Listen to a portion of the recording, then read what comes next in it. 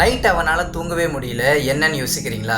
30 days discipline ஸ்டோரியோட இன்னைக்கு டே 3. நீங்கள் யூடியூப்ல பார்த்தீங்கன்னா மறக்காம சப்ஸ்கிரைப் பண்ணிக்கோங்க. இன்ஸ்டாகிராமில் பார்த்துட்டு இருக்கீங்கன்னா மறக்காம ஃபாலோ பண்ணிக்கோங்க. டே 2ல் அவன் பண்ண தப்பு மறுபடியும் அவன் மைண்டில் வந்துக்கிட்டே இருக்குது.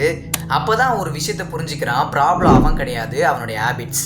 அதனால அவன் இந்த தடவை ஒரு டிசிஷன் எடுக்கிறான். இந்த தடவை அவனுடைய மொபைல் ஃபோனை அவன் ரூமில் வைக்காம பக்கத்தில் இருக்கிற ஒரு ரூமில் போய் அவன் மொபைல் ஃபோனை வச்சுட்டு வரான். நேத்திக்கு அடித்த மாதிரி அதே மாதிரி கரெக்டாக காலையில் 5 மணிக்கு அலாரம் அடிக்குது. இந்த தடவை அவன் கண்டிப்பாக அலாரம் ஆஃப் பண்ண வெளியே நடந்துதான் போகணும். அதாவது பக்கத்து ரூமுக்கு அவன் நடந்து போய் தான் அந்த அலாரத்தை ஆஃப் பண்ண வேண்டியது இருக்கு. அவனும் எழுந்து நடந்து போனான். ஆனால் கொஞ்சம் அவனுக்கு கஷ்டமாக தான் இருந்துச்சு.